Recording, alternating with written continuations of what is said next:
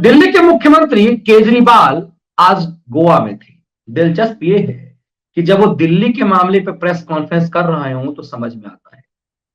केजरी गोवा में थे और गोवा में उनकी क्या हैसियत है हर कोई जान रहा है। एकाएक केजरी प्रेस कॉन्फ्रेंस करने बैठे तो कई चैनलों के जो महत्वपूर्ण मुद्दे पर डिस्कशन चल रहा था उसे कटअप करके केजरी का प्रेस कॉन्फ्रेंस दिखाया। ये बहुत गंभीरता से समझने की जरूरत है कि केजरी गोवा में प्रेस कॉन्फ्रेंस कर रहे थे। एक शहरनुमा राज्य का मुख्यमंत्री एक शहरनुमा प्रदेश गोवा में प्रेस कॉन्फ्रेंस कर रहा था और दिल्ली के तमाम राष्ट्रीय चैनल ने उसका लाइव कट कर दिया अपने मुख्य प्रोग्राम को छोड़कर। इसीलिए मैं बार बार कहता हूं कि समझने की जरूरत है कि इंडियन टेलीविजन मीडिया की हैसियत और औकात क्या रह गई है। केजरीवाल जैसे नेता ने, एक छोटे से शहरनुमा राज्य के मुख्यमंत्री ने क्या औकात नेशनल मीडिया की बना के रखी है, यह आपको तब समझ में आ जाएगा कि दिल्ली का मुख्यमंत्री, एक निगम स्तर का राज्य, एक निगम स्तर का राज्य गोवा, छोटा सा प्रदेश, वहां पर चुनाव होने हैं, वहां पर अपनी किस्मत आजमाने के लिए केजरी वहां पहुंचे हैं। उस केजरी ने आज प्रेस कॉन्फ्रेंस करके ममता बनर्जी की ऐसी की तैसी करी। जिस ममता बनर्जी को केजरी ने दिल्ली में ममता दीदी करके तामझाम फैलाया, दिल्ली चुनाव के समय में महिमा मंडन किया, जिस ममता बनर्जी को दीदी दीदी करके यह भी उम्मीद डाला कि आप यूपीए की तरफ की हट करके थोड़ा अगुवाई करो, उस ममता बनर्जी की औकात गोवा में बताई। दरअसल ममता बनर्जी भी दाना चुनने के लिए पिछले दिनों गोवा गई हुई थी और गोवा में चुनाव लड़ने का प्रयोजन किया उन्होंने। गोवा जब गई तो उसका तामझाम किया और महाराष्ट्र भी होकर के आई, मुंबई गई, शिवसेना प्रमुख से मौका नहीं मिला तो उसके पुत्र से मिलकर के, आदित्य ठाकरे से मिलकर के चली आई, मीडिया का तामझाम फैलाया। उस समय में जब दिल्ली में 12 राज्यसभा के सांसदों के निलंबन पर विपक्ष हंगामा कर रहा था, ममता बनर्जी अपनी दुकान गोवा और महाराष्ट्र में लगा रही। महाराष्ट्र के चूंकि बगल का स्टेट है गोवा, एक तरह से बहुत कुछ कल्चरली मिलता जुलता है, उसका कहीं कहीं महाराष्ट्र का प्रभाव पड़ता है गोवा पर। और गोवा जाते हुए ममता बनर्जी ने दिखाया कि वो कांग्रेस से अलग हट करके एक विकल्प देने के लिए तैयार है। लेकिन केजरी वहां पहुंच गए और केजरीवाल से जब आज पूछा गया कि यहां पर टीएमसी भी चुनाव मैदान में है, तो उन्होंने बड़े अपमानजनक तरीके से ममता बनर्जी के लिए कहा कि यहां पर टीएमसी की क्या औकात है, यहां टीएमसी कहां फाइट में है, यहां टीएमसी कहां लड़ाई में है। ममता बनर्जी की ऐसी तैसी कर दी। तो ऑफिशियल ट्विटर हैंडल से ममता बनर्जी की तरफ से भी, कि पार्टी की तरफ से भी केजरी पर बयान जारी किया गया। उस केजरी का, जिस केजरी का महिमा मंडन पूरी दिल्ली में बैठी लुटियन मीडिया कर दी। केजरीवाल के लिए ममता बनर्जी कहा कि गोवा आ गई हैं।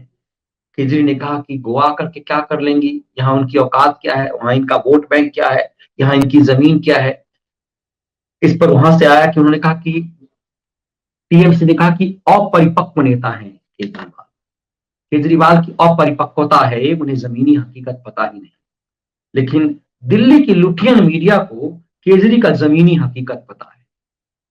फिर ये समझिएगा कि कैसे परसेप्शन का खेल होता है। इसीलिए कि मैं अपने विश्लेषण में हमेशा इस बात को रखता हूं कि इस परसेप्शन के षड्यंत्र को समझिए, ये लुटियन मीडिया के खेल को समझिए कि लुटियन मीडिया एक खिसके हुए अखिलेश यादव, जिसका कोई जमीनी औकात नहीं है, उसके लिए कहा कि भीड़ ऐसी जुट रही है अखिलेश में जिससे घबरा रही है रहे हैं अमित शाह।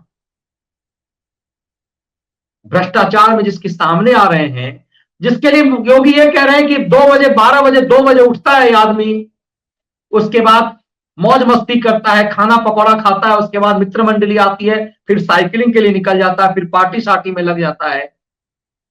वो 24 घंटे अपने कर्मयोगी के सामने कहां है। लेकिन लुटियन मीडिया ये माहौल बनाती है कि भीड़ जो है डर रही है। आज मैंने इसका शाम में छोटा सा एक विश्लेषण किया था और कौन लोग ये खेल कर रहे हैं। पूरी खड़िया खैरातियों की टीम यूपी में उतर चुकी है, जो लोग बंगाल में थे। अब बंगाल में चूंकि ममता बनर्जी का वर्चस्व था, कांग्रेस ने सरेंडर कर दिया, बीजेपी की वहां कोई औकात थी नहीं। बंगाल में बनाया गया मुद्दा कि बीजेपी हार गई। मतलब जिस बीजेपी को विधानसभा में, पिछले विधानसभा में मात्र 3 सीट मिली, परसेप्शन ये बताया कि ममता बनर्जी ने बीजेपी को हरा दिया और राहुल गांधी ने भी बधाई दे दिया कि दीदी जीत गई। सच क्या था? वहां पर कांग्रेस सत्ता में थी, कांग्रेस विपक्ष में थी, वहां वामपंथी पार्टी सत्ता में थी, विपक्ष में थी। अब न सत्ता में रही न विपक्ष में रही, शून्य बदे सन्नाटा हो गया। लेकिन खबर ये नहीं थी, खबर ये थी कि ममता बनर्जी ने मोदी को हरा दिया। अब इस परसेप्शन को समझिए कितना खतरनाक खेल होता है कि उत्तर प्रदेश में जहां कहीं कोई नहीं है, वहां ऐसे दिखाया जा रहा है कि योगी के साथ ग्रेजुअली धीरे धीरे अखिलेश एकदम से बढ़ते जा रहे हैं और पछाड़ देंगे।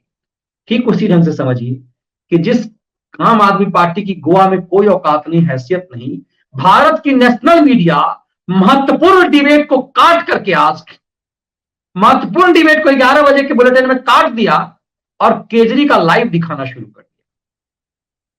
केजरी क्या इतने महत्वपूर्ण है?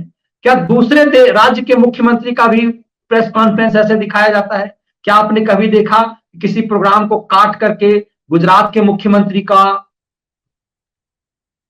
उत्तर प्रदेश के मुख्यमंत्री का, इतना प्रभाव बड़ा बड़ा राज्य है, बिहार के मुख्यमंत्री का, महाराष्ट्र के मुख्यमंत्री का भी इस तरह से प्रेस कॉन्फ्रेंस काटा जाता है? उनका काटा जाए तो बनता है, क्योंकि देश के ताकतवर, प्रभावशाली और संसद को मजबूत देने वाले हैं। लेकिन एक छोटे से प्रदेश का मुख्यमंत्री एक छोटे से प्रदेश के में गया, वो अपना प्रचार करने के लिए जहां उसकी कोई औकात नहीं है, पूरा नेशनल मीडिया से कटिंग करता है और महिमा मंडन करता है। ये चीजें इसलिए जब समझना जरूरी है कि परसेप्शन का एक खेल कितना खतरनाक है, और इसी खेल के माध्यम सालों तक, इसीलिए मैं हमेशा कहता हूं कि 5,000 कॉपी छपने वाला एशियन एज संसद में उठाया जाता था। मैडम गांधी पढ़ती है, चुनिंदा कुछ हजारों हजार की संख्या में देखे जाने वाले अंग्रेजी के 1-2 चैनल्स, उसी को ऐड मिलते थे, वही परसेप्शन क्रिएट करता था, क्योंकि मैडम सोनिया गांधी उसे 9:30 बजे देखती थी। तब समझ में आता है कि खेल किस रूप में है और इसे समझना कैसे जरूरी है।